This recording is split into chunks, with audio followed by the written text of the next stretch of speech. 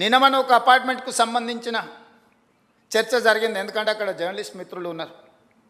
నేను కన్వే చేసిన అది 7 ఎకర్స్ ఉంది.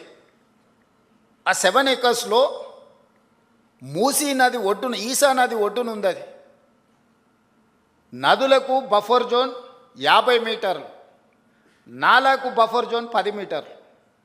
ఈసా నది ఒడ్డున ఇది నాలా అని చూపించి 2004-05లో బిల్డరు అనుమతి తీసుకొని వచ్చి అక్కడ అపార్ట్మెంట్స్ కట్టింది. 2004 తర్వాత 2012లో చట్టాన్ని సవరించి స్పష్టంగా నాలా అయితే ఎంత ఉండాలో,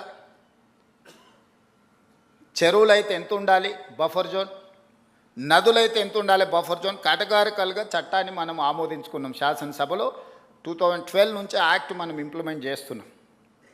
దాని ప్రకారం మూసా నది కానీ ఈసా నది కానీ నది ఒడ్డున 50 మీటర్ల బఫర్ జోన్, ఎవరు ఏమి కట్టడానికి వీల్లేదు, కట్టినా కూడా వాటిని తొలగించాలి. భూ యాజమాన్య హక్కులు మీ దగ్గర ఉన్న నష్టపరిహారం ఇస్తారు తప్ప అందులో ఎలాంటి నిర్మాణాలు జరగడానికి లేదు. NGT directions, supreme court directions, all constitutional authorities have decided to remove all these buffer zones. ఆ అపార్ట్మెంట్కు సంబంధించి దాదాపుగా 50% ఈ బఫర్ జోన్ 50 మీటర్ల 9 మీటర్ల సెట్ బ్యాక్ చూపించేసి ఇది నాలా అని చూపించి బిల్డర్స్ అక్రమంగా అనుమతి తెచ్చుకొని కట్టినరు. మన వాళ్ళు కొనుక్కున్నారు. అనుమతి చూసే కొనుక్కున్న వాళ్ళ గురించి నేనేం తప్పుగా చెప్పట్లేదు. అనుమతులు అన్నీ చెక్ చేసుకున్నాం. నేను ఈ మధ్యలో ప్రాజెక్టుని టేకప్ చేయాలనుకున్నప్పుడు చూస్తే మోర్ దాన్ 50% బఫర్ జోన్లు ఉన్నది. దీంట్లో చాలామంది తెలిసిన మిత్రులు ఉన్నారు. అరే వీళ్ళకి ఏదన్నా నష్టం జరిగేటట్టుంది, మనం చేయగలిగిన సహాయం చేద్దామని మా అధికారులకు చెప్పి వాళ్ళ దగ్గర పంపించి వాళ్ళతో చర్చ చెప్పిన. మరి వాళ్ళకి ఎంత చేరిందో తెలియదు. అందుకే ఈరోజు ఇక్కడ నుంచి చెప్పదలుచుకున్నా. వాళ్ళకి ప్రత్యామ్నాయంగా పక్కనే 7 ఎకరాలకు 7 ఎకరాల ల్యాండ్ ఇచ్చి ఇప్పుడు ఎంతైతే స్క్వేర్ ఫీట్ కన్స్ట్రక్షన్ చేసిందో కొత్త నిర్మాణానికి అవసరమైన డబ్బులు బ్యాంకులో డిపాజిట్ చేస్తా, మీరే ఒక సొసైటీ పెట్టుకొని మీరు కట్టించుకోండి. ఇది ఇంకా భవిష్యత్తులో ఎప్పుడు మీకు అమ్ముకోవడానికి కొనుక్కోవడానికి కూడా ఉండదు. ఈ 50 మీటర్ల బఫర్ జోన్ అనేది బ్యాన్ చేస్తాం. ఇప్పటికిప్పుడు కూలగొట్టకపోయినా భవిష్యత్తులో అది మీకు జీరో వాల్యూ అవుతుంది.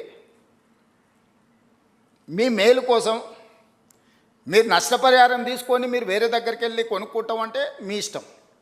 లేదు అంటే మీ ఎంత స్థలం ఉందో అంతే స్థలం ఆ పక్కన ప్రభుత్వ స్థలాన్ని కేటాయించి ఈ నిర్మాణానికి అవసరమయ్యే నిధులు కూడా ప్రభుత్వం ముందే మీ బ్యాంకులో డిపాజిట్ చేస్తుంది. మీరు ఒక అసోసియేషనో, మీ ఎట్లాగూ అపార్ట్మెంట్స్ వెల్ఫేర్ అసోసియేషన్ ఉంటుంది కదా, మీరు మీకు డిపాజిట్ చేస్తాం, మీరు కట్టుకోండి అని మేము చెప్పినాం. అది రాజకీయ రంగుగా మారి ప్రతి రాజకీయ పార్టీ అక్కడికి వెళ్ళి వాళ్ళ పట్ల సానుభూతి చూపిస్తున్నాను. సానుభూతితో ఇది సమస్య పరిష్కారం కాదు. నేను ఆ మిత్రులకు సవినయంగా విజ్ఞప్తి చేస్తున్నా. 50 మీటర్ల చట్టము అమల్లో ఉంది. ఆ చట్టాన్ని నేను మార్చలేను.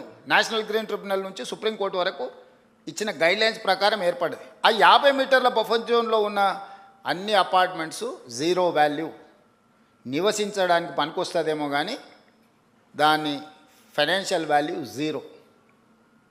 అట్లాంటివి మేము సేకరించి వాళ్ళకి మేలు చేసి వాళ్ళని పక్కకు తరలించి వాళ్ళకి ప్రత్యామ్నాయం చూపిద్దామని అంటే లేదు మేము అడ్డుకుంటామని రాజకీయ పార్టీలు అక్కడికి వెళ్తున్నాయి.